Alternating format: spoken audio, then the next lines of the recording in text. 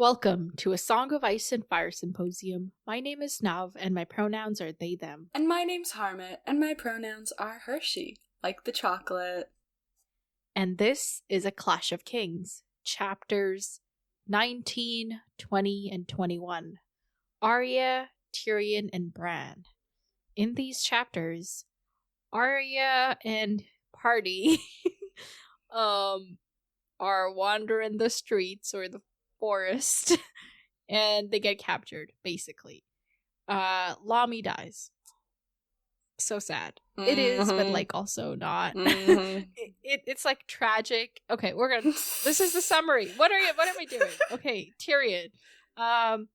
He looks at Wildfire. It's cool.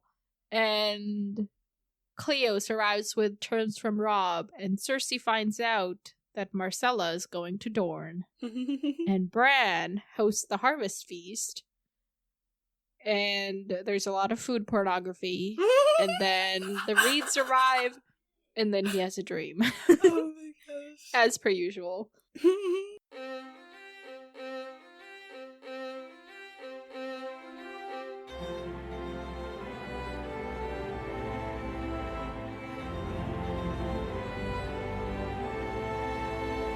Welcome! That was very long. It was. I got into... You really got into it. You did my job for me. Thanks. Now I remember what actually happened in these chapters. Yeah, okay. See, I did it faster than 30 seconds. Okay, whatever, okay. But also I had this thing my notes in front of me, so I cheated. Welcome to the podcast, everyone. We are... Happy New Year! Here. Happy New Year. I always start with, we are, and then I never know what to say. We are here. Trying, and we exist. That is the conclusion. Yes. We are. That is the whole sentence. We are. That's it. It's like that song that's like, we are the children, except you cut off that part. You're like, we are. We are. Yeah. We exist. Yeah, and there's a blank every time that sentence has to end. Okay. All right. Wait, can I finish my quick thought that I totally got into? Yeah. At the introduction. Okay, so Lami is terrible, but also it is tragic. And then we will elaborate when we get to that. Yes. Okay? Yes. I just wanted to say that. Mm-hmm. So, next, what did you think of these chapters? They were good. I enjoyed them. Bran's chapter was a little, lackluster, but I enjoyed the other ones. You didn't enjoy all the food he was describing? Okay, buddy. Now I'm hungry, but I need to finish reading these chapters. Thanks a lot, Yeah. Okay. And Arya by the and way, Tyrion was interesting. But I liked Arya's the most because it was the most stressful, and apparently I like stress. Stress. You thrive under pressure. Oh, yeah. Okay. One quick note. Last time I said that one of these chapters, I thought a lot more happened than it actually does. So that was Tyrion's. I was somehow, putting his, next two chapters also with this chapter in my head. So, no. Because the right amount of stuff happens. I read, the first two chapters, and then I was like, okay, so Bran's has to be, the, crazy wild one. And I just was mistaken. Oh, okay, gotcha. Yeah, all the things that I thought happened in this Tyrion chapter, they happen over, the next two more. Yeah, so, right. Okay. So, yeah, this is well divided up. Okay, now let's do the summary. Yeah. Ready? Yes. 3, 2, 1, go. Okay, so Arya's there, and they're, literally where we left them, and they're like, okay, they're, arguing about everything the entire time, and so her and Gendry go, and then Gendry's like, you're a girl, and she's like, I'm not a girl! And then, Gendry gets captured after she, tells him her biggest secret, which was great. And then she's like, I'm gonna save Gendry, and then she goes to go get Hot Pie, and Hot Pie is like, I yield, because that's what he's been wanting to do the entire freaking time, and then he yields, and then Lami, when they go back for Lami and the girl, the girl's gone. Tyrion. What does Tyrion do? Oh, do we start off and Tyrion's hanging out with the dude who makes the alchemist dude person, and they're there, and then he's like, hey, bye, I need jars, and then he, the sir with the 7-letter name that starts with an L calls him, or no, Jacqueline, that's his name. He goes to Jacqueline, yeah. Jacqueline's like, yo, someone's here, and then he gets the letter from Rob, and he's like, huh, and Rob's foolish, and then he goes to talk to Cersei, because Cersei's, like, in his room, and she's already found out about Marcella. Bran, food, bread. Okay, they're at a feast. Bran's like, I feel powerful. All these people chanting my name, but they're not really chanting my name. They're just chanting the Stark name, but I'm here. It's okay. And then, the Freys are there, and he doesn't want them to be there. And then he's, like, giving everybody food to, like, create alliances. And he's like, oh, the food, I didn't take it first. I gave it to them to have it first. Wow, I'm elaborating way too much. Okay, and then, he goes to bed, when it's socially acceptable for him to leave. And then he dreams. That's the mid. That's 30 seconds. Or a minute and a half total, whatever. Mm-hmm. Like, I'll always say that's a minute because we used to do, like, just 1 minute, right? Oh, yeah! We used to do a minute per chapter. Well, we only used to do a chapter, and then I would give you a minute every Oh my time. gosh, I still wasn't able to get through it, even in a minute. No. That's what I think is so funny. It's like, I'm still not great at it, but I actually got better when we started doing 30 seconds. Because I didn't have time to, like, ponder. You thrive under pressure. It's stressful. Apparently. Okay. Good summary. Let's get into it. I don't really have any comments. I mean, you forgot the reads. That's kind of the whole No, point I of didn't the Bran forget. chapter, I was getting there. Because I was like, I need to, because you took 30 seconds no, to get here's the thing. I was gonna get to the reads right away, but then I was like, I don't want to get to them too soon, because then I'm gonna have nothing else to say. Even though that probably would have been better than what I ended up doing, because then I started elaborating way too much. So, yeah. Yeah, you could have gotten to the food later, but okay. Yeah, let's just jump right into Arya. Okay. So we start the chapter, and Arya is climbing a tree. And Arya's on this tree, and Arya's like... Remember, we have an hour and a half limit. Yes. You gotta pick it up. Okay, so Arya's climbing a tree, and Arya sees... everything Arya's like, everything's been burnt, everything's empty, there's nothing going on. If it could burn, the Lannisters had burned it. If it could die, they killed it. That should be their catchphrase, not the other one they have. Well, by the way, what is their actual words? Do you remember? Something about gold, probably? No, that's their common saying, which is a Lannister always pays his debts. Oh, okay. But their words are "hear me roar," because that's lame. That's stupid. Of course they couldn't think of anything. They were too busy trying to, I don't know, capture gold. I don't know. Okay, anyway, let's anyway, get back on topic. So they're actually, let me start this. Okay. You're terrible at it. Okay, so Ariel's climbing up a tree because they want to see what's around, and she spots this village, and she sees that the chimneys are, giving off smoke, so she's like, people. But she also notices crows, so she's like, dead people. And that is basically that. And then she comes down, and she's like, actually, before she comes down, she's thinking back to, after they escaped the fires and the fighting and everything, they went back to the holdfast, and everybody was dead, and they found Yorn's corpse, and she was like, oh, he killed 4 people before he died. And they couldn't bury all of them, but she insisted that Yorn be buried at least. Yeah. But then she remembers that he was going to bring her safely to Winterfell, and he had promised, so she's like, part of her wanted to cry, the other part wanted to kick him. That was sweet. Which is kind of reminiscent. It reminded me of, what was his name? Desmond. He was one of the guards, the Stark guards in King's Landing. Mm-hmm. And he was like, oh, we'll kill them wizards for your dad. Yeah. Like, every Northman is worth like 40 of the, southern folk.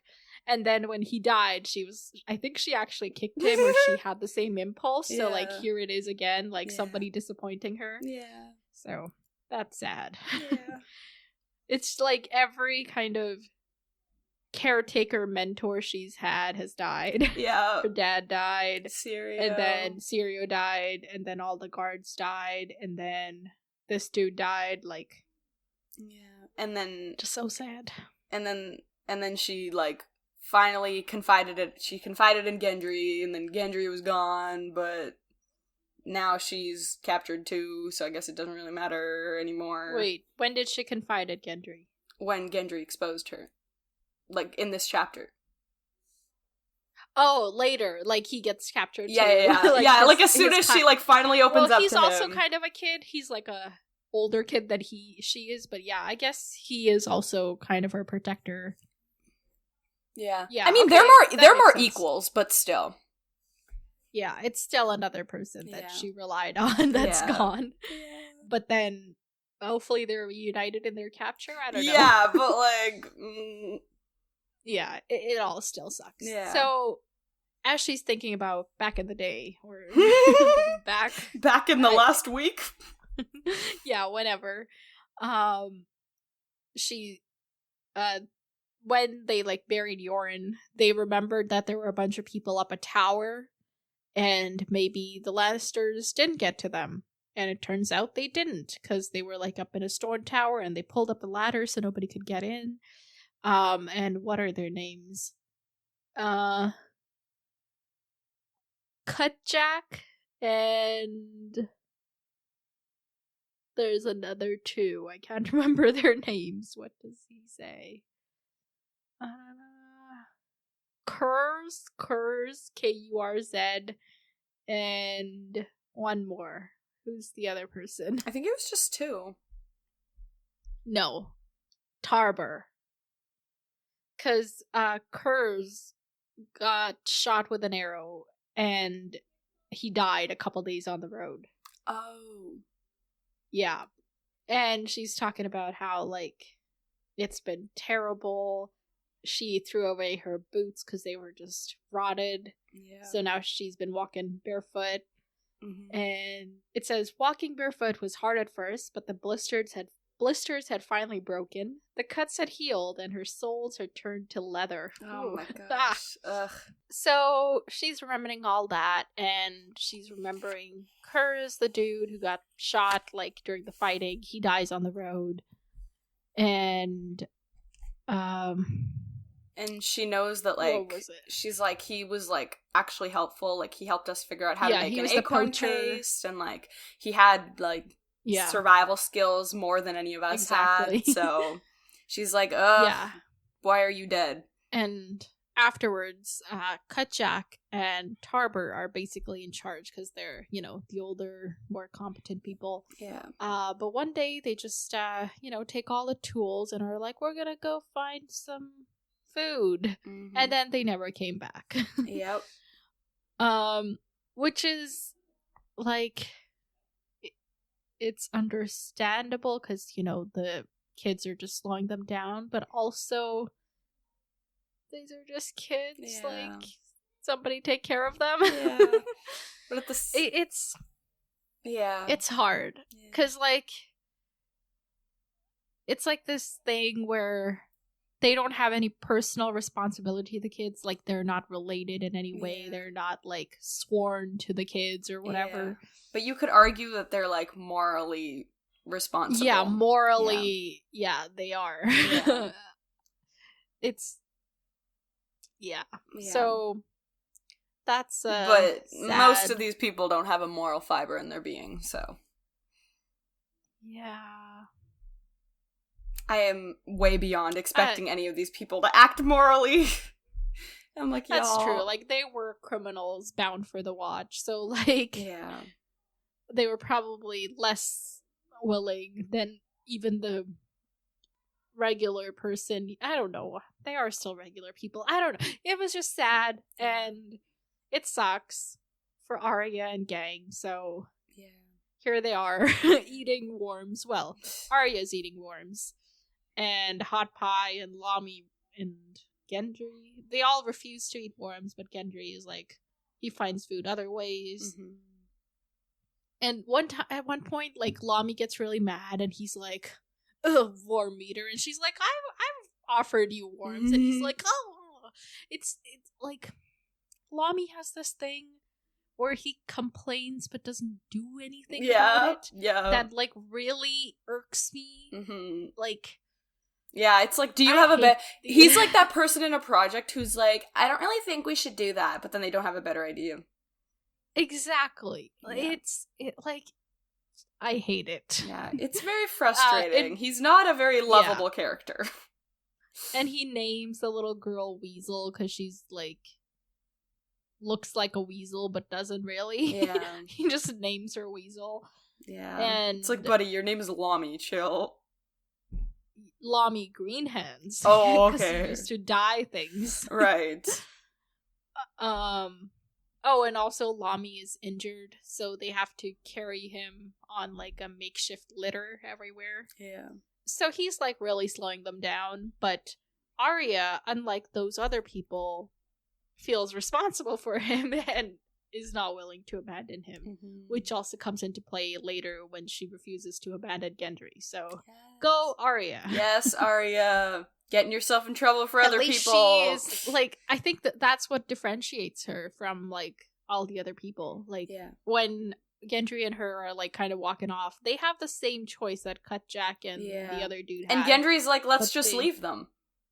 Yeah, but Arya chooses to not. So I guess that's what makes her the hero of our story. Yeah. And we've seen her do that a lot of times before too, where it's like even starting right from the infamous Joffrey chapter, like the whole thing with, what was that guy's name? Her friend? Micah, the butcher's boy. And I guess in that case, you could, like, dismiss it and be like, okay, well, they were friends. Like, of course she's gonna stand up for her friend. But it's, like, at the same time, like, there is, like, what am I trying to say? There is a power imbalance. Like, there was a power imbalance between them, right? Yeah, but she never acted like that. She places more value in his life than anybody else around her. This is why we stan Arya. Yeah. And Lamy's also complaining, and he's like, oh, Yorn should have yielded, which was like, remember I told you when I first read it, I was like, maybe he should have yielded. But like, as soon as Lamy was like, he should have yielded, I was like, he should never have yielded. Yeah, and like he's being so like I guess he's like... He should have yielded, sure, but he didn't, and it's over now. Like, what are you gonna do about it? Exactly. And it's like, I am unfortunately like this logical kind of practical. I have this mindset that's like, I don't have patience for your feelings about the situation. Let's get on with it, you know? Right. Oh my gosh. And that's probably why I like am so fucked up, because I don't have time for feelings, but still, you know? Oh my gosh. Yeah, I know what you mean, but at the same time, I feel like in this case, we're like... It's like when, you know, oftentimes when you and I are talking and you'll like present a problem or something, I'll like immediately jump to like, let's talk about solutions. Yeah, but I'm like, no, talk about it. Yeah, exactly. And then you're like, I don't have time for feelings. And then you're like, okay, I don't want to talk about this. This is stressful. Yeah, so in short, I need to work on myself. But yeah, we're talking about something else here. No, but what I'm trying to say is like, okay, yeah, like that's a thing. You're like, okay, it's like harder for me to empathize with this kid because I don't want to deal with these types of feelings. But at the same time, this kid is just being stupid. So you are justified in this case. Yeah, he's not stupid, but like he's just being annoying. Like he's getting on annoying. My nerves. He is dwelling on things, and he's just doing all the wrong things. Yeah. So anyway, she comes down from the tree. She tells them what she saw. And they're like, oh, maybe these people will sell us fish. And, you know, it's just, whatever. Yeah. We're gonna go scout it out, Gendry and I. Mm-hmm. And, also, at this point, Lamy, again, I'm so sorry for hating so much on Lamy, but he is really unbearable. He's like, if it wasn't for my leg, I'd hunt us some boars. Like, yeah, like, shut the fuck up, dude. Yeah. Where is there a boar? And Arya's like, no, not even if there were boars. Like, Arya goes through this thing, like, you need people to, you know, corner it, and then you need... Yeah. What are all the things? Yeah, like you need resources that we literally don't have because we are stranded like people. Specific. Yeah, you need dogs to hunt it out. It's like they have, and also Lamy has never hunted anything in his whole life. How is he gonna hunt a boar? But like the fact that he's like, oh, it's just my legs holding me. Yeah. And it's like, I was really annoyed. Yeah, and it's like, okay, fine. Like, why don't you do something else? Why don't you like plan? Why don't you like, you know what I mean? Like, instead of complaining, like if you like, don't complain. Or come up with a better idea. Mm-hmm. Simple. If you're like, if you're like, okay, I'm bad at coming up with ideas. Okay, fine, but then don't complain to the people who are like literally getting you through this.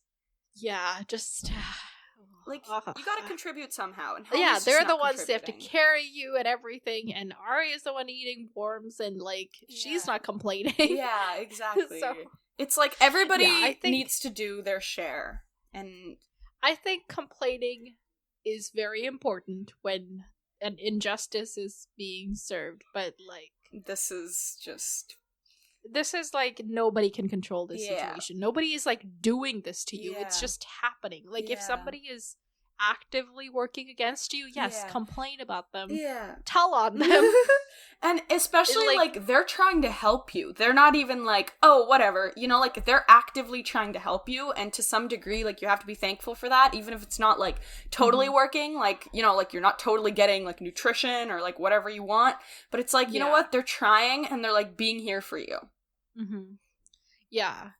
Like with complaining, sorry, my brain kind of went off on a thing. Mm-hmm. I was recently listening to a podcast on Harry Potter, and they were talking about when Umbridge is making him do the lines, right? Yeah. And that whole fucked uppery. And whether it's a good idea, because Harry doesn't tell anyone. And I was like, no, that's something you go straight to Dumbledore, no matter how mad you are, or go to McGonagall, and you show them this is what she's doing. Like, you, in that situation, you complain. But in a situation that, like, nobody is starving Lamy. Like, it's just... And I think in this case, it's, like, it's okay to, like... I think in this situation, it's different, because it's like, okay, in that situation, like, let's say... Actually, no, not that situation, because in that situation, he should complain. But let's say he's like, my exams are tough, blah, blah, blah, blah. Like, you're not going to go to Dumbledore and complain about that, right? You're going to go to your friend and vent about that. But in this case, it's like, with venting, there's a certain degree to, like, the person that you're venting he's has... like, blaming them. Yeah, like, the person that you're venting to has to be able to, like, be in a mental headspace where they can handle that. Like, if somebody, like, if, let's say you're, like, you, like, call your friend and you want to complain about something, but they're going through something... And it's like, I don't want to say like a bigger, like, you know, you just don't. Going through their same thing. Your like you can't, is not helping. Like, like that's just disrespectful. Like, you gotta be able to understand the place other people are in as well as yourself. Like, that's just empathy, buddy. Like, but at the same time, like, in short, he's just incapable. Their situation sucks for sure, but he's not helping. Yeah, he's kind of making it worse. Actually. Okay, we have dwelled on this. We can move on. I think we've covered everything we need to say. Okay, all right. Next, and he heard wolves. Okay, so they're like, there might be food in this village, and if they don't give it to us, we could steal it. And Hot Pie brings up that Lamy was a thief in the city. Mm-hmm. And Arya is like, oh, he was a bad thief, otherwise he wouldn't have gotten caught.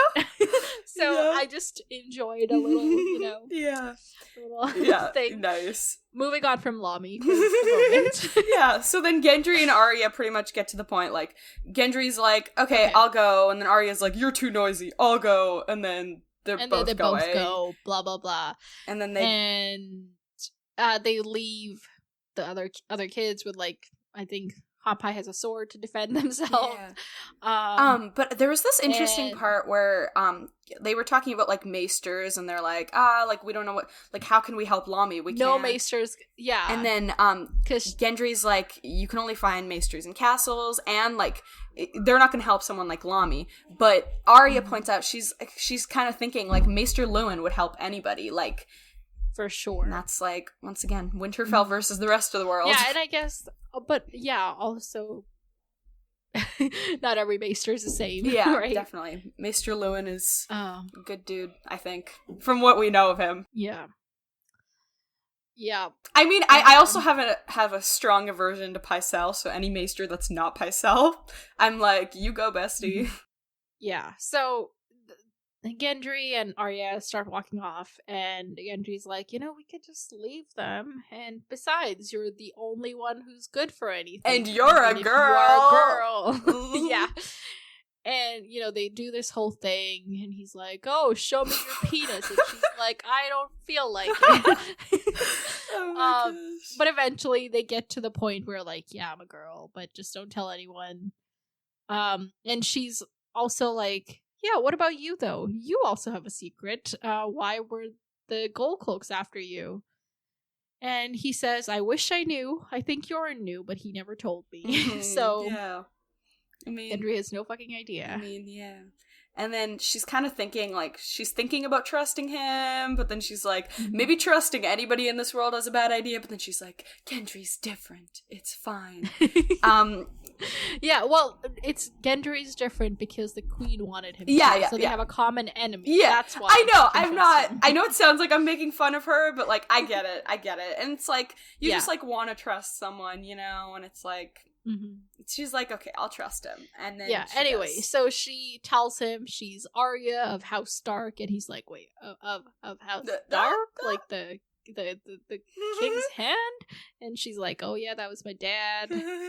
And Yoren was taking me to Winterfell, and you're a lady. Like, oh my god, you're a lady? I was telling you all about my penis just a minute ago. Oh, and he's like all like flustered. He's like, my lady, I know my courtesies. And she's like, stop that, that's annoying. But like they like walk it off, but also he just oh no, she's like, if you keep calling me my lady, even Hot Pie is gonna notice. And they joke, and then they like, she kicks him. She's like, this is the kind of lady I am. Yeah. And they finally get to the place. Yeah, and he's like, I'll go around west, you're gonna take the shore. And then she's if you kind need of help, chilling. bark like a dog. And she's like, that's stupid. If I need help, I'll shout help. Oh my gosh. Which I have a problem with, though. Because, like, say, like, if she gets caught by people, sure, she can shout help. Because, like, she's already caught, right? But if she trips and falls in a ditch, and she shouts help, then all the other people are gonna hear. Yeah. Like, in that case, an animal sound would be more useful. Yeah, but she's just like, ugh, that's stupid, I don't want to do it. Yeah, anyway, like, it was a funny comment. She's like, if I need help, I'll shout help. Yeah. But also, it was like, there is some reason why a bark would be more useful, they're just not good enough at it to make use of that use. Yeah. So then she gets there, and there's like, she's like on the ground, and she's like spying, I guess. Yes, from the bushes, and she sees this gibbet. Yes. I think it's called, where they hung a bunch of people hanged. No, because they're hanging by their feet, aren't they? Yeah, their feet in chains. So they weren't hanged on this gibbet, they're just hanging on it now. Yeah. Right, true, yes. Like, there's a difference, right? I got you. I have to have the imagery right. Yes. So, dead people having been eaten by crows and wolves and dogs and whatnot. Yeah. And, like, their throats are torn apart, like, their arms are ripped off. It's a mess. Just really gross. Yeah. And then she's kind of like, I'm a stone, I'm not going to emotionally react to this. I can't emotionally react to this. And she's remembering her catchphrase. Fear cuts deeper than swords. Yeah. Dead men could not hurt her, but whoever had killed them could, so she has to be careful. Right, exactly. Good girl, Arya. And she's like, who else would it be but the Lannisters? And then she sees a third person coming in, because there's the two guards there. And then... Wait. She thinks it could... Who else could it be but the Lannisters? Because she can't see the flags, the banners. Yeah. The flags. And eventually the wind, like, picks up, and she sees one of the banners, which is 3 sleek black shapes, like dogs. And she's like, I know that. And we know that because we learned about it Literally in the history of that banner in the very last chapter. Yeah. So that was fun. Yeah. I like when there's like connections between chapters. Yeah, like because that, then if like we'd learned about that several chapters ago, I would not have remembered. So it was nice that it happened right then and there, because then I remembered. It was good. Yeah. So, and then this other, she's watching the guards, and this other guard comes. And there's a prisoner Gendry. named Gendry, and she's like, you stupid! She's like thinking this. She is really not amused by the situation. Yeah. So she sneaks back to where the others are, and she's like, hey, you gotta help me kill the guards and free Gendry. Yeah. And she admits that there's like 20 people, but only 2 on the door, which, like, I don't know. It's a flawed plan, even from the beginning. Yeah. But she refuses. Even the going to steal from them, like, this entire, but at the same time, it's like desperate times, when they desperate were going measures. to steal, they didn't know what they were up against. Yeah. Now she knows what she's up against. Yeah. But she's a good person, so she's not going to leave her friend behind, you know? Yeah. So it's kind of a mess. You always have to pay for being a good person. Yeah.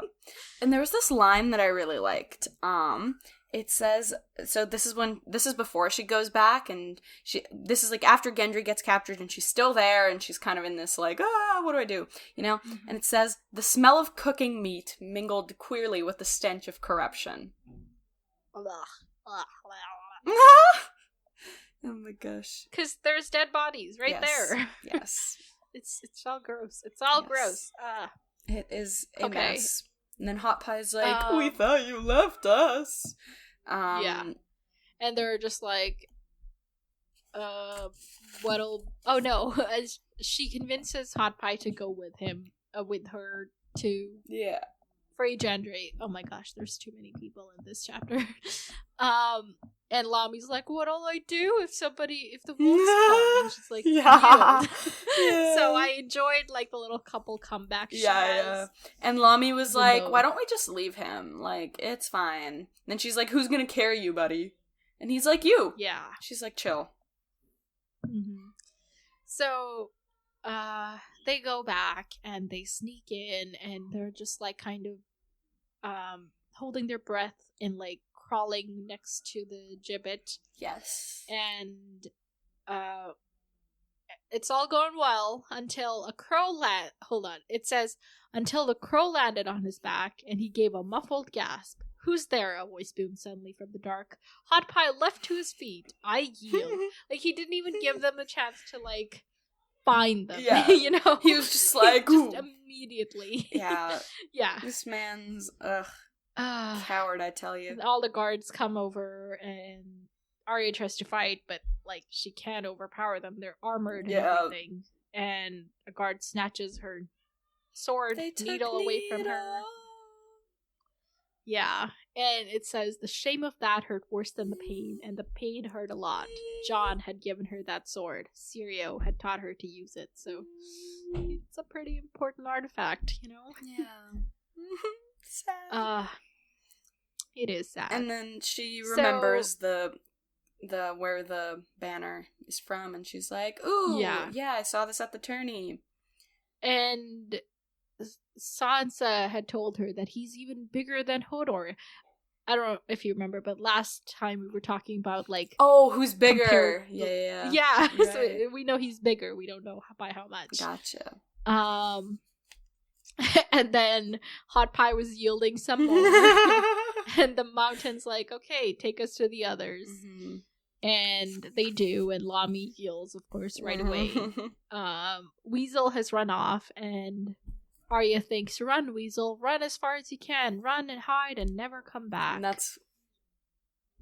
Yeah. And isn't that, like, what she said when she let Nymeria go?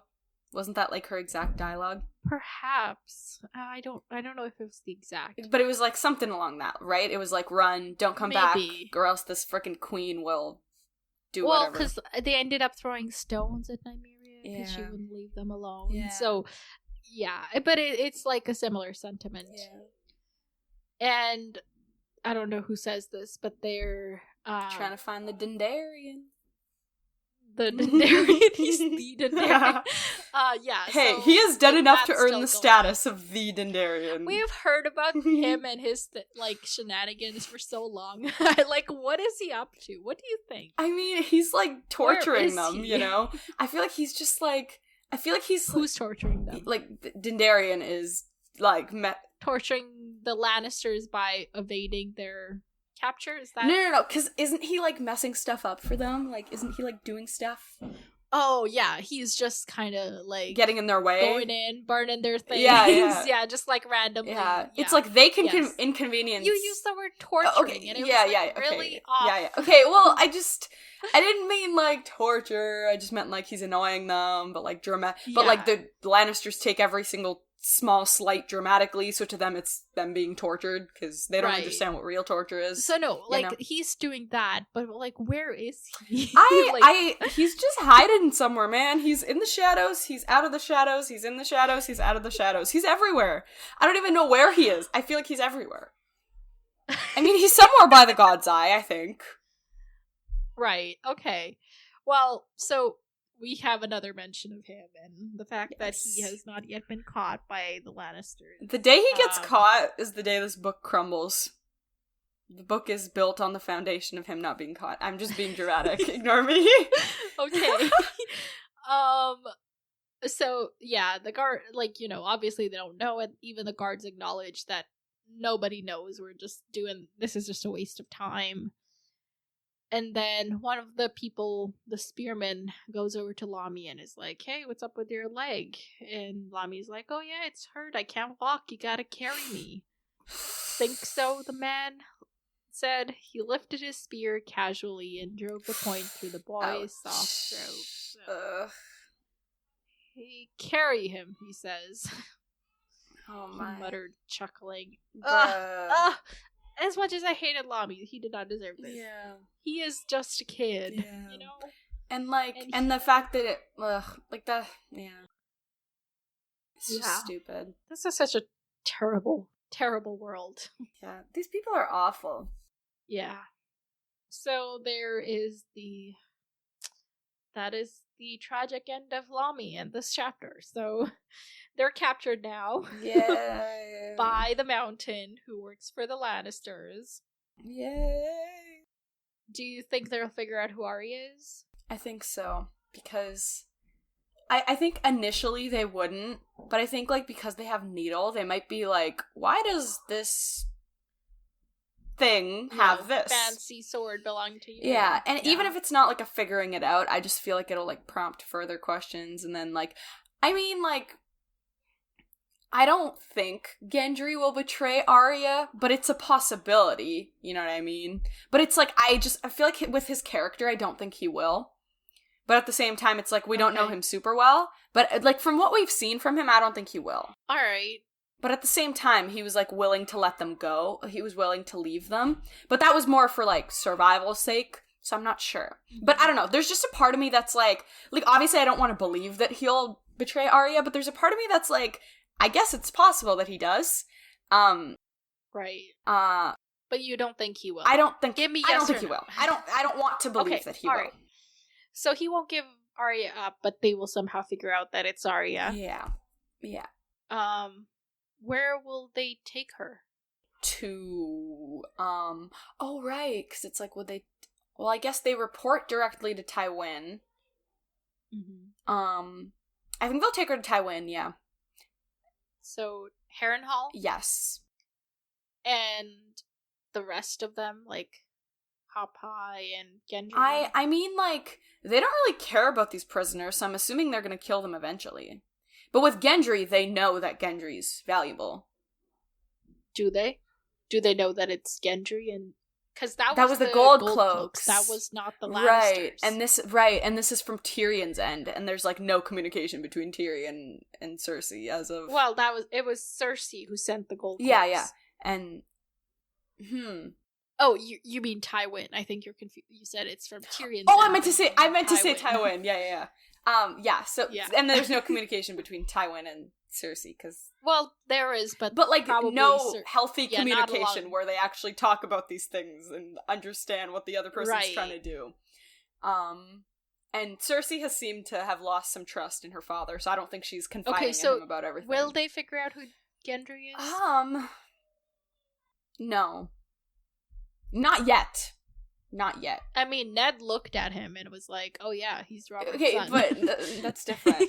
No. I don't think not right away. I think they will, but not, like, right away. Okay. So, Gendry will survive for the time being. Yeah. But at the same time, it's like, what are they going to do to these prisoners? Wouldn't they just, like, burn them or kill them? Like, they don't need them. Well, they also have a bunch of other prisoners and that, like, shed they're keeping, so... I guess they could just, like, take them... not hostage, but, like, just, like, keep them. I mean, it is a war. You do need labor. True. Well, okay. That's great. Great for them. Alright. Oh, there was one more question. Oh, Weasel. What's gonna happen with Weasel! her? We like Weasel. Okay, I want Weasel... I want Weasel to, like... Because none of these people are trustworthy. So maybe Weasel can, like, go chill with the wolves. Okay. Raised by wolves. Raised by wolves. Yeah. Alright, that's cool. Will we ever run into Cutjack and Tarber again?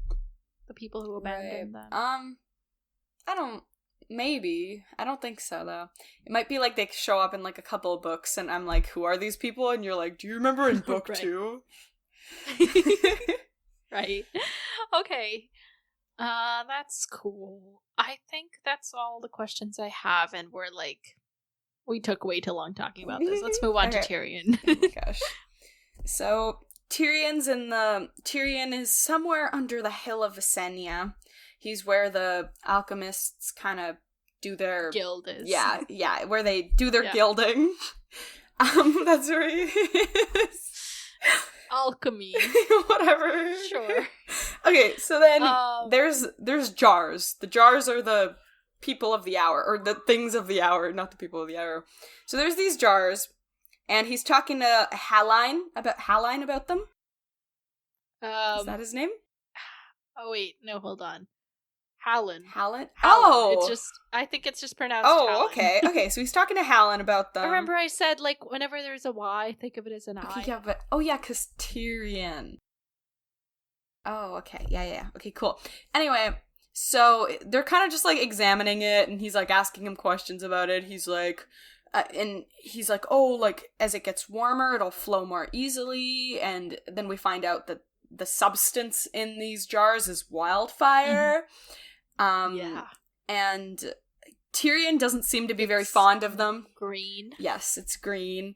And Tyrion's just like, ugh, whatever, these people exist, I need their help, okay. Yeah, we learned that they had been a powerful guild once, but, like, they've been kind of overtaken by the maesters of the Citadel. Yeah. Which I was actually, was it this chapter? Yeah, it has to be. I was reading the Race for the Iron Throne. I haven't mentioned that in a while. You haven't. Oh my gosh. I haven't had a chance to read it in a while, but I read it for this chapter. And Stephen Atwell points out that the Citadel has a longer history than the pyromancers in Westeros, so this is kind of like, I don't know, this doesn't make as much sense. Okay. But basically, you know, back when the Targaryens were a thing, they were more prominent. Yeah. Gotcha. Yeah. So, but they're not so much anymore. Yeah. And the properties are wildfire. It's green, it's liquidy, it flows better when it's warmer. Makes sense. And water can't put it out. Mm-hmm. And once it takes fire, the substance will burn fiercely until it is no more. It will seep into cloth, wood, leather, even steel, so they take fire as well. Mm-hmm. And Tyrion remembers Thoros of Myr, the guy with the flaming sword, and he would use wildfire on his sword to keep it running. Yeah. And he's like... And then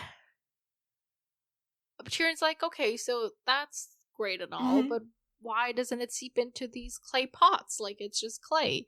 And Hallen tells him that it does. And there's a vault below, like, where they're standing now, from back in King Aerys' day. And it is... the fruit is riper than ever before, because it just, like, gets more dangerous with age. And...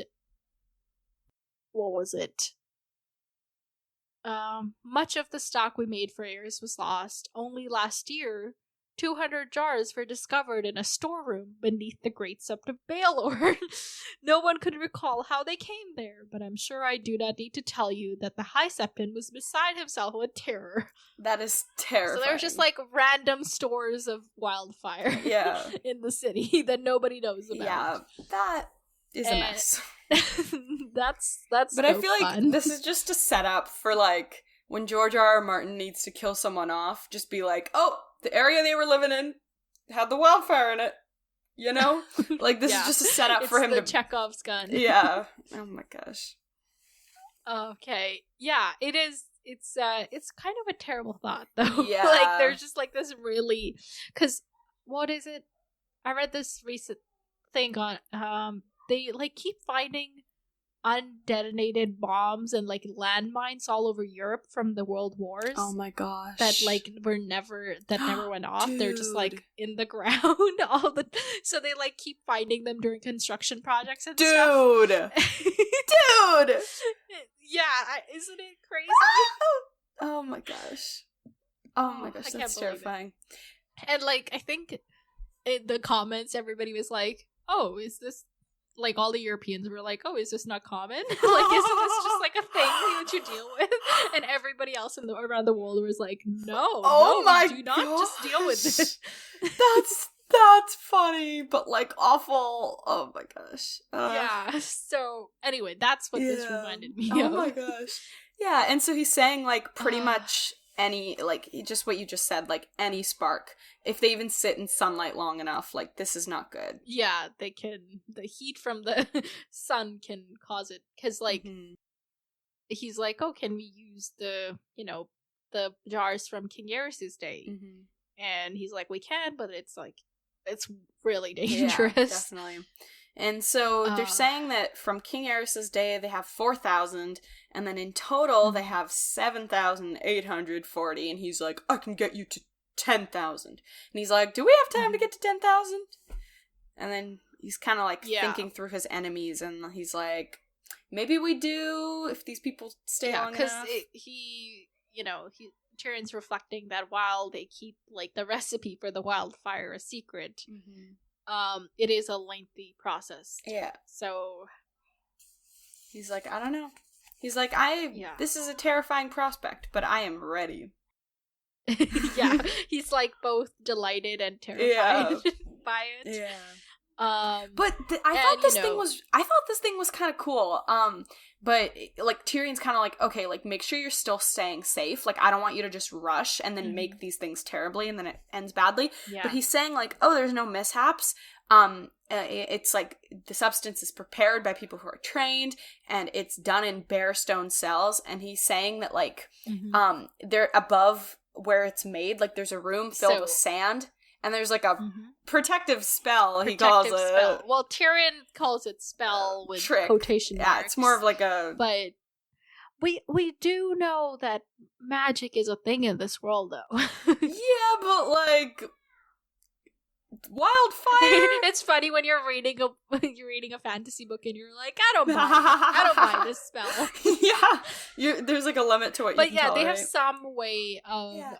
But that's cool that the floor, like, that's so cool. I don't know. I was, the image... like a smoke alarm. Yeah, the image in my mind, I was very amused when I read this. I literally wrote, it's cool. Pretty smart. Those were my notes. And by spell, Tyrion imagined Hallen meant clever trick. I mean, that's still pretty cool. Tricks are cool, too. Yeah. So they're like, we're careful, be careful. And Tyrion's like, hey, can I have a few thousand of those empty jars just cause? Just for fun. Yeah, funsies. And, then they're like, okay, cool, let's get out of here. He's like, the king would like to see this. And then he's like, yeah, the king would like to see this. Like, king can come on down. We're ready. And I'm gonna make sure, which is why I'd best keep him well away from it. Yeah. But yeah, he's like sucking up and he's like, oh, it was so great to have the king's hand here. Blah, blah, blah. And they're just trying to, like, you know, regain influence, basically. They're like, we'll put on a show for Joffrey. Yeah. It's not like he does anything useful with his time. He just needs things amusing him. Yeah. Joff's fondness for making men fight to the death was trial enough. He had no intention of allowing the boy to taste the possibilities of burning them alive. Yeah. I mean, logic. Yeah, so that's cool. And they go out and there's like a bunch of columns, and atop the columns they've lit like some wildfire lamps, but like Tyrion says he would have been more impressed if he didn't know that it would be like what's the word? What am I doing here? What do you do to a candle? What? How do you turn off a candle? What's the word? Like you blow out a candle. Extinguish! Oh. Yes, they would be extinguished. Oh my gosh. As soon as he left. I couldn't remember the word. Oh my gosh. Anyway, so he's brought Timid, son of Timid, and his burned men to the thing because he wants to be on theme. Oh my gosh. Oh wow. So they're waiting for him, but Bran is also there, and he tells him that Cersei has summoned him to the castle, but also that Bywater needs to speak to him. And yes, he does. Like, well, I'm gonna go talk to Bywater. Yeah. And he does. And he does. So he goes to the gatehouse, the Gate of the Gods, I think, is where Bywater's at. And turns out that Lancel has arrived with his escort. And he's looking a little shabby. He's grateful to see Tyrion. And he's like, oh, I should take this to Cersei. But Tyrion's like, oh no, let me deal with it. And he reads the terms and he's like, this won't do. He's like, oh, he doesn't want too much. Only half the realm, the release of our captives, hostages, his father's sword, and his sisters. That's it. Nothing much. We can do that.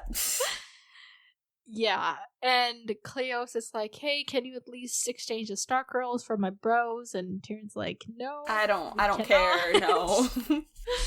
I didn't even think about that. And Cleos tells him that Rob's wasn't really happy with the terms, but like Lady Catelyn wants the peace, so like they sent it. Yeah. And Jacelyn, Bywater. You said Jacqueline. I in my head I always said Jacelyn. Oh. This is a character I can't remember how they say it in the audiobook. Either way. So he's like, oh, we'll take care of you, and we'll let you know when we have more. And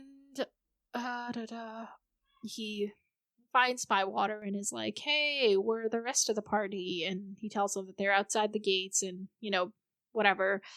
And Tyrion's like, that's good, because we don't want them to step foot inside the city. Otherwise, they'll know how terrible a condition we're in. So that's good. Yeah, and he's like, the alchemists are going to be sending the clay pots, and you're going to use them to train people. So y'all can start with, like, putting paint in there, then you graduate from that level, and you go to lamp oil, and then you can try wildfire. Yeah. You can't be out here. So this is actually pretty smart. Yeah. These are some good measures that Tyrion's putting into place. Go, Tyrion. Yay! So he's reflecting on the fact that Robb sent the terms, and he says, it seemed to him that Robb Stark had given him a golden chance. Let the boy wait at Riverrun, dreaming of an easy peace. Tyrion would reply with terms of his own, giving the king in the north just enough of what he wanted to keep him hopeful. Let Sir Cleo swear out his bony Frey rump, riding to and fro with offers and counters. Poor Frey. So clearly, Tyrion does not care about this Sir Cleos. And all the while, their cousin Sir Sir Stafford, their cousin Sir Stafford would be training and arming the new host he had raised at Costerly Rock. Man, there's so many words, and most of them are made up. Like, they're all made up, but you know what I mean? Yeah. Once he was ready, he and Lord Tywin could smash the Tullys and the Starks between them. So, there's, like, it's interesting, because, so, this tells us that Tyrion doesn't really have any intention of really making peace with the Starks, you know? Yeah. He's just gonna, like, have them stall for time. Yeah. So that they could win the battle. Yeah. So that's sad. Yeah. But I guess if it's, like, if he makes a deal, then he can't leverage that later. So it's like he has to just, like, use it now. Yeah. It was Stephen Atwell, the Race for the Iron Throne article that I read on this chapter. He pointed out that, like, in the last book, the Blackfish was talking to Catelyn, and he was like, the only way we could have peace is if both parties want it. Right. And in this case, obviously, the Tywin or the Tyrion. I was gonna say the Tannisters, the Lannisters are not wanting it. So yeah, I mean they want to be in charge. They don't want peace. Yeah. So this is like dashes all the hopes we had for like Catelyn's plan to get things to work out peacefully. Yeah, but like we already knew that wasn't gonna work. Yeah. Anyway, so it's sad, but that's what they're doing. Yeah. The Land Clan is having a moment. An eternal moment. This is just what they always want. Just always they're having moments. Yeah. It's like I was thinking like I'll mention this when we get to Cersei. No, go ahead. No, I was just thinking right. I was just thinking cuz you know, Cersei's not having a great time in this chapter like emotionally, right? Mm-hmm. And in my head I'm like I was like, oh, you know, like she's not doing so great. But then I was like, when have we ever seen her where she is doing great? Like, I don't think I've ever seen this lady happy. You know? And then I'm like, okay, all these people are just eternally having a moment. True. So yeah, I wonder what she would be like if she's ever happy. Yeah. Okay, so Tyrion leaves, and on his way to the castle, he comes across this dude preaching on the steps preaching of something. To the choir. Yeah, and he's one of the Begging Brothers, which are some kind of religious group thing. And he's, you know, here are the main... So he's basically like, all them highborn people are terrible, they're... You know, whatever, we're starving here. Mm-hmm. But the lines that I want to quote, he says, brother couples with sister in the bed of kings, and the fruit of their incest capers in his palace to the piping of a twisted little monkey demon. Bruh. To which Tyrion's like, oh, just a little monkey demon, okay. Oh my gosh. Highborn ladies fornicate with fools and give birth to monsters. Bruh. Even the High Septon has forgotten the gods. He bathes in scented waters and grows fat on lark and lamprey while his people starve. So here's the first one is obviously the thing Stannis put out, which is true, that Cersei and Jaime have been having sex and that Joffrey is their son, therefore a bastard, therefore not entitled to the throne. And then the highborn ladies fornicate with fools and give birth to monsters. That's the thing that they put out in turn about Lady Selyse having sex with... What was his name? The... Patchface. Yeah. And that whole thing. And... Oh, and this, like, dude... He quotes things for the Seven, and he also criticizes the leader of the church, you know, the High Septon. So that's interesting. That, like, you know, public sentiment is turning against all of the kind of hierarchies in the kingdom. Yeah. I don't know. I mean, they're all interconnected. Like they all, like we always...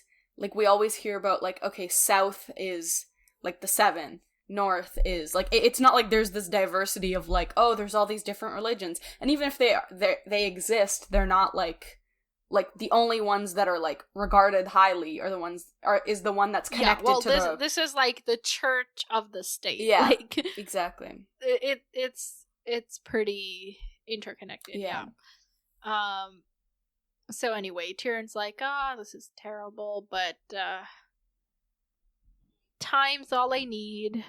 Time to piece it all together. Once the chain is done, ... Like, what are you doing with the chain?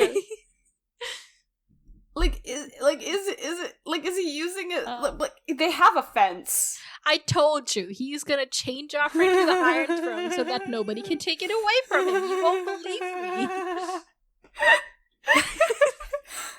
You're laughing like it's ridiculous. I don't know what you're saying. Yeah, my bad.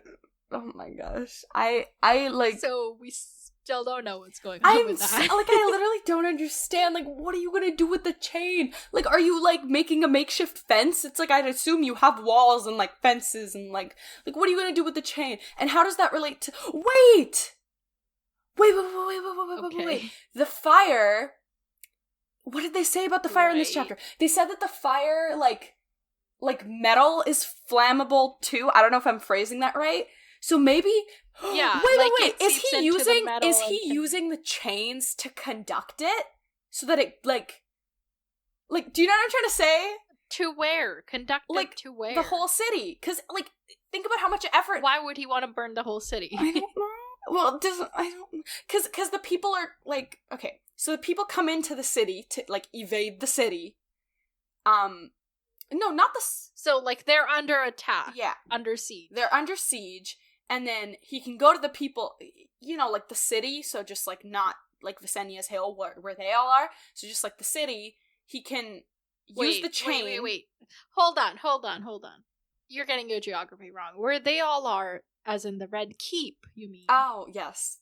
On the hill. That's on Aegon's then hill. Where's... there's 3 hills. Oh, yeah, right, you're right. 3 yes, there is. siblings, you know? Yes, you're right. I forgot. So the hill where they're on isn't going to be disrupted because they ain't trying to commit suicide. But all the other, like, where the city is... So he's going to sacrifice the rest of the city to... No, actually, no. Can't he just...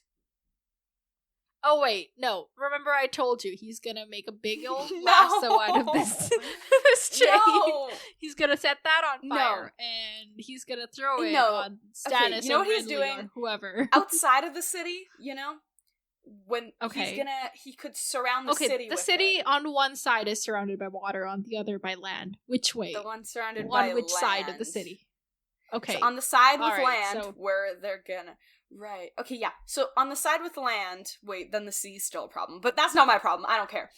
On the side with land, he's gonna use the chain to conduct the not the electricity, what am I saying? The fire, so that he doesn't have to use up all of the fire. The fire burns everything. Like, does he only, like, he could just set the ground on fire. Why does he need, he could just have a rope. Yeah, but I feel like the metal might do it better. I don't know. I'm looking for an excuse for this to be the reason, okay? Because I don't know what else it could be. All right. That's what I'm going with. Okay, who do you think is gonna attack the city first? Let's say the city is going to get attacked. Is it going to be Robb? Is it going to be Renly? Is it going to be Stannis? I don't even know. Daenerys, but, like, she's all the way over there, so... It might be Stannis, but that shows you how long it's gonna take. I'm thinking Stannis. Because Robb's, like, gonna be like, let's make a deal, you know, like the game show. And then Renly's gonna be like, Renly is taking his sweet time, and, like, he has the upper hand, so he doesn't have to go first. Okay. But Stannis is, like, very much so, like, we have to get this done! You know what I mean? And, like, yeah. It just makes sense that he would So Stannis is on an island, so he's gonna have to attack by sea then. Yeah. I mean, they do say that water can quench the fire, so I guess that would make sense. Water can what? It can't quench the fire? Yeah. Oh, okay, gotcha. So I guess it would be useful in naval warfare. Yeah. Because, like, regular fire is not Well, I don't know if it's not useful at all, because you can still burn the ships, but, like, not as useful. I don't know. I got you. Yeah. Alright, so we don't know what's happening with the chain. I do, but you don't. Yeah, we do. Yeah, I do. Fake it till you make it, everybody. So, Tyrion arrived. We've got to get a move on with this. Tyrion arrives at his room. Okay. Cersei's there. She whirls around and is like, "You monkey demon." No, she doesn't say that, but like, she's like, "How dare you ignore my summons?" Yeah. And you know, he's like, she's like, "Marcella is my daughter, you freaking disgusting little worm." Yeah. And he's like, "Ooh. Do you imagine that I would allow you to sell her like a bag of oats?" Marcella, he thought. Well, that egg has hatched. Let's see what color the chick is. And she's like, "Oh, I say Marcella will not be shipped off to this Dornishman the way I was shipped off to Robert Baratheon." Ooh, so this what part, does that tell us? What does that tell us? Their marriage was a transaction. No, that it tells us, but what does it tell us about the 1, 2, 3? The 1, 2, 3. I don't know. Okay, what were the things that, because remember Tyrion's whole plan was to see who tells on him to know who's the traitor among his, like, advisors. Yeah. So, what does this tell us who the traitor is? Pycelle. How so? Because homie, because she knows about Marcella, but then she doesn't know about the other things. What other things? Like, what's his name? Tommen, or like the Lysa thing. Like, she only knows what was in the letter. Right. We actually didn't until now know what was in the letter. We did, though. No, we didn't. So, he like, sends a letter, then he goes to Littlefinger, and he's like, "Littlefinger, I will marry Marcella to Lysa's son." That was the deal he gave Littlefinger, right? Marcella was the... Oh! Wait, what? And then Varys shows up, and he's like, "I heard your conversation, and I can guess that you were going to send Tommen to Dorne because you can't tell Marcella to Oh go." my gosh! I thought Marcella was the one that he offered. Oh, I'm stupid. I thought Marcella was the one that was going to Dorne. In the letter he sent via Pycelle, it was. Varys thinks that the letter said, "Have Tommen." So we know it's not Varys because Varys thought Tommen. Okay. Oh, okay. I get what you're saying. It's okay. It's like a kid swap. I don't know. Yeah. Okay. Oh, okay. Oh. Okay. That makes sense. Because, oh my gosh. Okay, that makes so much more sense. I think they, like, spell it out in the next chapter or something, but, like, I just wanted you to get there, but you didn't, so. Okay, whatever. Okay, so Cersei's mad because, you know, what was done to her is being done to her daughter, which is understandable, so. Yeah. Okay, but I legitimately thought that Marcella was... This is why I need to review the previous chapters when I read the next ones. No, but he did send this letter. Yeah, but from the previous chapters, I wouldn't have known. But I started this chapter, and because I, like, you know what I mean? Whatever this chapter told me, I was like, oh, that's what it was, you know? Right. But if I'd, like, went to the chapter, I would have instantly realized, like, wait, this is weird. Yeah. This is why I need to review the chapters. Okay, you do that. So, what do you think of this, like, Cersei being upset that her daughter is being shipped off? Yeah, like, all of their marriages are just freaking, like... I mean, they are highborn, whatever. This is kind of the deal. But it's like... I know, but, like... I mean, I don't agree with it, but this is, like, the expected outcome. Yeah, I guess, but, like, I don't know, like, it just, like, we know that Cersei doesn't like Robert, and we know how much she's like, ugh, this freaking Well, Robert dude was that I had to terrible. marry. Maybe this dude, what's his name? Yeah, but it's not Martell, like maybe even he's later, cool. like even later when she says like, "Oh my gosh, like I wish I was just like born a man." Like I feel like it's not about him being good or bad. It's more about like that choice of like being forced to be shipped off. Like it doesn't matter if you're being shipped off to someone good or like, you know, it's about the fact that you're being shipped off, and I agree. that's what's happening. And clearly, like after that happens to you, you're gonna be like, I don't want that to happen to my kid, but it's like it's literally happening to her kid, and she is not able to do anything about it as of right now. Yeah. I agree with all of that. So it turns like she'd be a lot safer in Dorne if, you know, this city falls. And Cersei's like, yeah, well the the Martells hate us. Yeah. And he's like, they hate all of our enemies too, like we're good. Yeah. Yeah. They hate and they've hated our enemies longer. Exactly. Ours only Prince Doran's grievance against House Lannister only goes back a generation, so yeah, we're good. Yeah, so the deal is that Marcella, who's 9, Tristane, who is 11, will get married when Marcella is 14. Until then, Marcella will hang out at Sunspear under Prince Doran's protection. And Cersei's not happy with it, but Tyrion's like, I suspect Martell will treat Marcella more kindly than Joffrey has treated Sansa Stark, so... you know? T. And he plans to send Sir Eris Oakheart of the Kingsguard as her sworn shield, so that, you know, to give her some protection, some something. Yeah, to give her something. Just something to be like, hey, this isn't just like some random child. We are keeping our eyes on you. And you know, she's like worried that he just might murder her, but Tyrion's like, oh, he's too honorable to murder a 9-year-old. And you know, she tells her that she's off. Tyrion tells Cersei that Tyrion has offered Martell his sister's killers, a council seat, and some castles on the marches. And Cersei's like, whoa, you gave him all that without my consent? How dare you?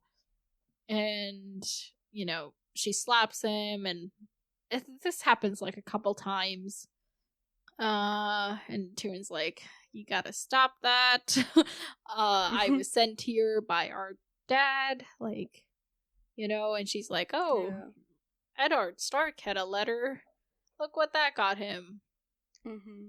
Yeah, so, and then Tyrion thinks to himself, Eddard Stark didn't have the city watch, nor the clansmen, nor the sellswords, or so he hoped, because he is still trusting in Varys, Bywater, and Bronn, you know. Lord Stark probably had his delusions as well, he thinks, so... Lord Stark had every delusion. He never thought about the fact that he was unprotected, honestly. Yeah. He was like, oh, my few household guards, you can go too. Yeah, exactly. Go frolic. Go frolic. But you'll be fine. So, but like, point... also, Tyrion is just like much more cunning. Like, I'm not worried about him. He'll be fine. Ned just, like... He was just too good. Yeah, he just doesn't think. Right. So, okay. And then Cersei starts crying. And Tyrion doesn't know what the hell to do with that. He's like, she hasn't cried since she was a child. And he tries to comfort her, but she wrenches away from him, and it tells him not to touch her. It should not have hurt, yet it did, more than any slap. Which is so sad. It just broke my heart. It's like, even in this like moment of weakness, it's like she's still like, ugh. Yeah. And it's just like, Yeah, and he's like trying to comfort her, and that's when she's like, I should have been born a man. Then I would have no need for any of you. Yeah. Which is this is like an interesting thing that comes up. Like, is Cersei hindered by her gender or by her lack of intelligence? Like, both. Because, like, for example, the whole Ned issue that happened, it's like, she was literally the Queen Regent, right? And they still were like, this man-child is saying to kill him. Like, you know what I mean? Right, like, so, like, in that case, she was making, in that case, like, she was using her brain. She was making a good, wise choice. Right. And yet she was still hindered by just her gender. Of course, like, gender plays a huge role. Yeah, but then, on the other hand, it's like, she's also just like, if Tyrion hadn't been here and they were listening to her, things still wouldn't have gone well for them. Like, even if they weren't listening to Joffrey and they were listening to her, like, she's just not smart enough. So it's kind of both. Yeah, that's sad. But she seems to think that it is the gender alone. Well, her pride grows bigger, you know? It's gotta be something she can't control, because it can't be her. Yeah. So, anyway, they're talking about Tywin and what he's doing. The lion is poised, the fawn is frozen. I liked that line. Yeah, and he tells her that even if, like, somebody attacks us, you know, if friendly comes down, Tywin can come in and, you know, catch him in the rear. Yeah, like, we're ready to go, trust. Yeah. So he makes it... Oh. Yeah, he makes them... Oh my god, go. Say it. He makes them sound, like, undefeatable in this moment. Because he's, like, trying to sue Cersei. He's like, it'll be fine. He's like, yeah, if this happens, we do this. If this happens, we do this. And I'm like, wow, you're making it sound so simple. Yeah, and one point Cersei points out, like, if it was father who had been taken, Jaime would not be sitting idly by. And he's like, I don't know if that's a good idea that he wouldn't have been sitting by. Yeah. But basically, yeah, like, if Renly attacks, our dad will come save us. If Stark marches, he would have to go by Harrenhal. Fight our dad. And, you know, our dad's there, so we're safe. Yeah. And Dad's Cersei's like, how could you know all this? Did father tell you his intentions? And he's like, no, I just looked at a map. That was funny. Like, to which she's like, so you're just making all this up. Like, no, he's just, you know, logic, common sense. Yeah, battle strategy. I don't know if it's common sense because it is war strategy, but it is logical. Yeah. And he's like, if we weren't winning, would the Starks have sued for peace? Yeah. And then he's like, he sent us terms. Would you want to see them? And she's like, how do you have them? And he says, what else is a hand for if not to hand you things? And I love that. Oh my gosh. Yeah, his little witty remarks. Yeah. What were you gonna say? Gosh. I was gonna say, like, but, like, at the point when they drafted out those terms, didn't they think they were gonna win? Who? Like, they thought they had the upper hand, like, Robin them. Yeah. Right. Yeah, well, he's telling this to her. Yeah, I know, but I'm hearing that, and I'm like, that's not really true. Like, they're kind of delusional sometimes. Well, yeah, but we also do know that the longer Rob stays at River Run, the smaller his army's gonna get, because people are gonna go off to defend their own lands and stuff. Yes. Yeah. And then he's like, I'll, you know, now I have certain knowledge of an informer. And I would have, in another world, asked you who do you think that informer is, but I already told you, so, like, you did kind of come up with Pycelle before, though. So, there. That's the word. Okay, what are they gonna do with these terms? They're gonna, well, he's drafting more terms, so he's probably gonna be like, oh, you can have Arya and Sansa, but you can't have, or, like, you know what I mean? Like he said, like, it's gonna be just enough to where he's like, okay, this is important. So they're gonna send something else, but not quite enough. Okay. Yeah. Cool. What's he gonna do with Pycelle? Never trust him again. He might, I mean, you can't really replace a maester. Can't you? He has that. Yeah, but, like, the Grand Maester, I guess you can replace the Grand Maester. Replace the Grand Maester. Do that.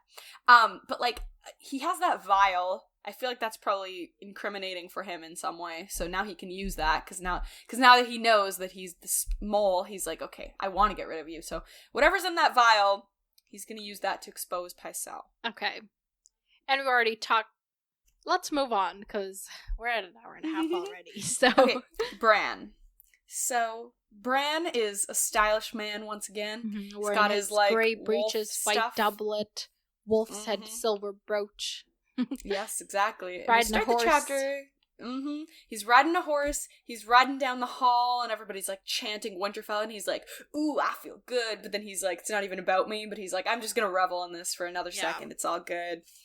And then he goes to sit down, and like everybody's there, and he sits down, and they serve food, course after course after course. Yeah, and they're eating, and there's musicians, and the Freys get to sit at the high table, and he didn't want them to sit there. But the Maester reminded him that they would soon be kin, because Rob's gonna marry one of their aunts, and Arya's gonna marry one of their uncles, apparently. That's a mess. And Bron's like, not Arya. But like...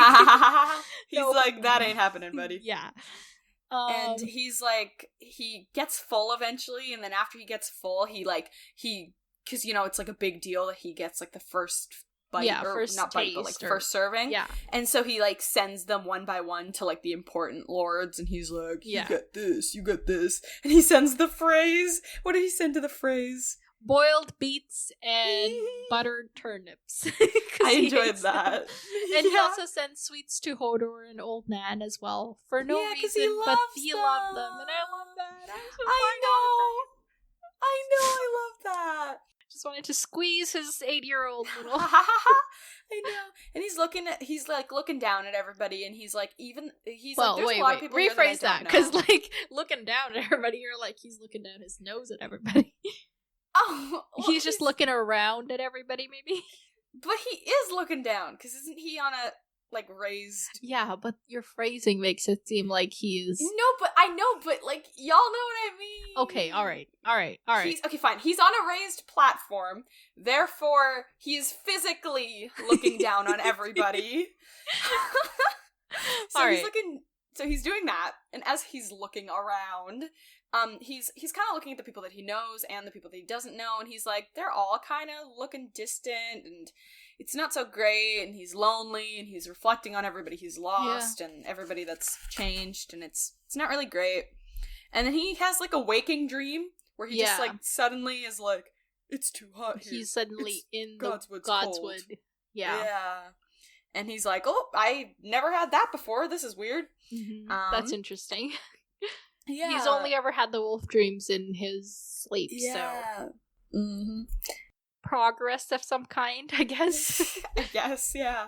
And then he's kind of just like, I miss everybody, like, even the people on the benches, everybody looks different. And then as he's thinking about all this, the Reeds come in. No, he remembers the welcoming feast for when King Robert and his people visited. And I want to point this out because when we read that chapter, I was like, Bran isn't mentioned in this chapter. I like pointed that out. But he remembers it, so he was clearly there, but George R. R. Martin just forgot to mention him in that reading. Oh.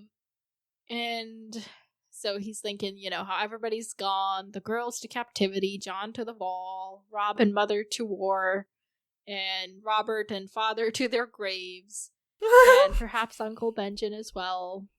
So... sad. And he's remembering Jory, Fat Tom, Porther Allen, Desmond Hullen, all of them, and Septim Ordain, and Van Poole, all of these people who are just dead. Oh, I'm sad. And he looks around and he wonders who would be missing next year and the year after that, which is such a sad. Yeah, it's. I actually, lost my voice saying that. Oh. But, yeah, he's really sad. And that's when the Lady Mira of House Reed with her brother Jojen of Greywater Watch are announced. Jojen. I like their names. Mira and Jojen. Mm-hmm.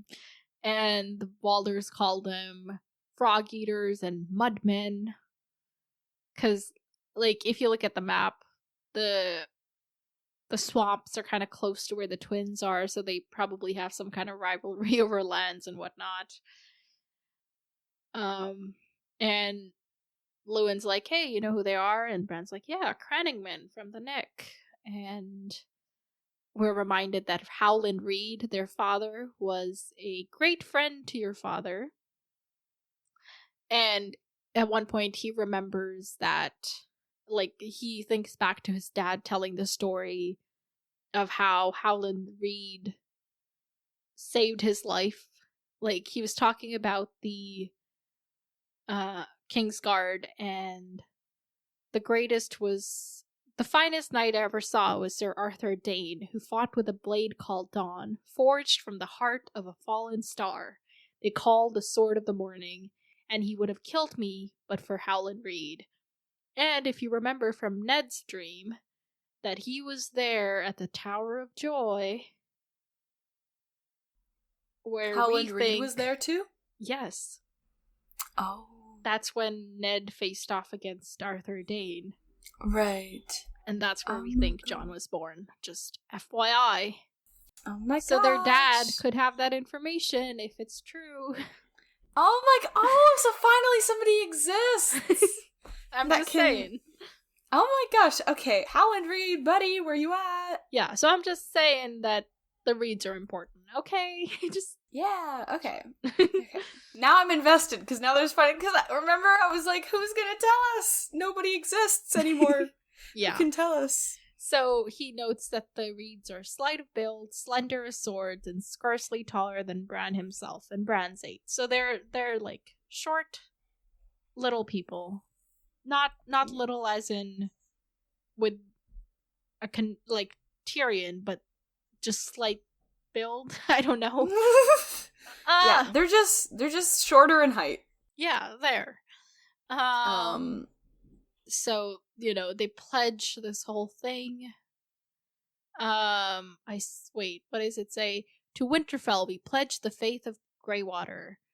Hearth and heart and harvest we yield up to you, my lord. Our swords and spears and arrows are yours to command. Grant mercy to our weak, help to our helpless, and justice to all, and we shall never fail you. I swear it by the earth and water. I swear it by bronze and iron. We swear it by ice and fire. Oh my gosh. A song. Yeah. And Bran doesn't know what to say, so he's like, may your winters be short and your summers bountiful. Which is like, the idea of that coming out of like an 8-year-old's mouth is just too funny to me. Yeah. It's such an old man thing to say. Yeah, that's true. Hearth and heart and harvest. Yeah. Try saying that. I did, and I messed up. Oh my gosh. So anyway, they have brought gifts of fish and frog and fowl. What is with this alliteration? Oh my. And he's like, oh, come eat with us. And he's reflecting on who they are. They were poor folk, fishers and frog hunters who lived in houses of thatch and woven reeds on floating islands hidden in the deeps of the swamp. It was said that they were a cowardly people who fought with poisoned weapons and preferred to hide from foes rather than face them in open battle. So that's interesting background on them. And then immediately Jojen is like, where them direwolves at? Mm-hmm, yeah.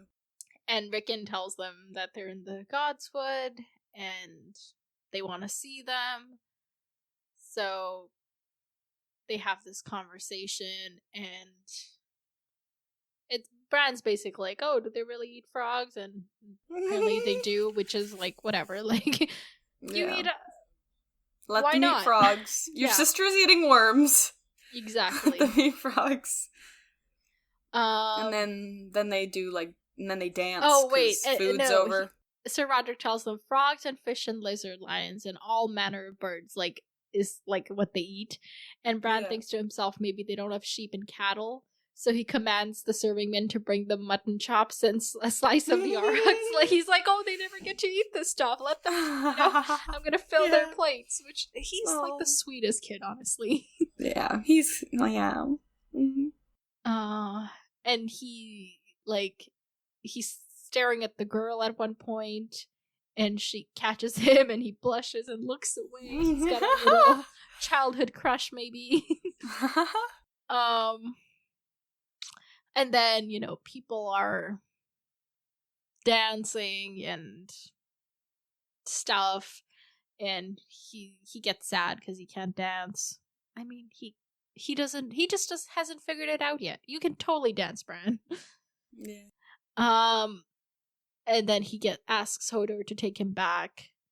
And while they're on their way back to his room, they come upon a pair of people having sex, and Hodor just, like, stands to watch because he's just like, I don't know what this is. This is interesting. So Bran has to be like, hey, let's go. Leave them be. And he goes, and this is actually when he remembers the night stuff. Yeah. His father telling him about Sir Arthur Dayne and all that. And as he's thinking about this, he falls asleep, and then, what else is Bran gonna do except dream? Yeah. And so, Bran's in the Godswood again, and he's like, he smells the food and stuff, and he's like, oh, I want to hunt, like, blah, blah, blah, and then he hears something, and there's people there, and it's the Reeds, and the Reeds don't even, like, react or run when, like, Shaggy, I think, growls or anything. Yeah. And then Mira's like, oh my gosh, like, they're so big. And the Joe guy? Jojen. Yes, that's his name. Jojen's like, yeah, they're still gonna grow. And then he's like, the black one is full of fear and rage, but the grey is strong. Stronger than he knows. Can you feel him, sister? And I'm like, oh, okay. And she's like, no, be careful. And he says, he won't hurt me. This is not the day I die. Oh my. Homie just knows the day he dies. Yeah, and he just brushes his, he reaches out and touches Summer's nuzzle. And all of a sudden, in his dream, Bran is spinning and falling and falling and falling. What do you think about that? I am intrigued by these people. First of all, I mean, I guess everybody knows that, like, I guess the wolves being found was a really big deal, so now, like, everybody knows. But, like, why do they care about wolves? And what is this weird connection that he has to the wolves? Yeah. Like, because he's like, how does he know this is not the day he dies? Yeah, and he's like, I can sense them, and he's just, like, comfortable around the wolf, you know what I mean? Like, it's not like, oh, this is a wolf, because that's kind of his sister's reaction. And he's the younger one. Yeah. Which makes it even weirder. How is it that his, like, touch sends Bran kind of spiraling? Yeah, I don't, maybe, like, I feel like maybe he has, like, a weird connection to animals or something. Like, I don't know. Maybe he has, like, a weird connection to wolves, something. Because there's something there. I mean, this is a fantasy book. There's something. I don't know why I'm so reluctant to be like, it's magical. Because it's like, this is literally a fantasy book. But I'm, like, reluctant to say that. But, like, there's some sort of something going on. Some connection. Yeah, some, like, not psychic, but, like, something in that realm. Okay. Something there. There's a connection there, for sure. That's good. And, like, it very much seems like this was the purpose of the visit. To meet the wolves? Yeah. Yeah, could be. So. Yeah. But the only other thing we know about them is about their father, so I'm not sure what's going on. Yeah, we don't, do we? And at one point, there's, like, he's describing what they look like, and Jojen is just all green, like, his eyes are green, and his garb is all green. So I wonder if that's he is a frog. Camouflage reasons, or if it's, like, their house colors or something. Yeah. But yeah, it's interesting. Very interesting. He's actually a frog. You didn't know that? How do you think their relationship with Bran is gonna develop? I Like, I are want they them to gonna become be buds? friends. I feel like he needs a bud. Like, he's so lonely. He doesn't have any buds. And I've been wanting him to make buds for a while. So they're gonna be buds. This might be like a setup for like, I guess like a romance between him and her, or like just like some sort of crush like or something. Double his age, but like, you know, kids have like kids have crushes on people who are much older than them. Yeah. So yeah, but like definitely like friends for sure, hanging out, chilling, vibing, and then obviously there's some sort of animal related connection there. Like obviously they appreciate wolves, and Bran has a wolf, and sometimes is a wolf in his dreams. Yes, that's true. So what do you think this, like, the fact that he has a waking dream, what do you think about that? That was weird. Maybe like he's experiencing, I guess, these things as he's awake.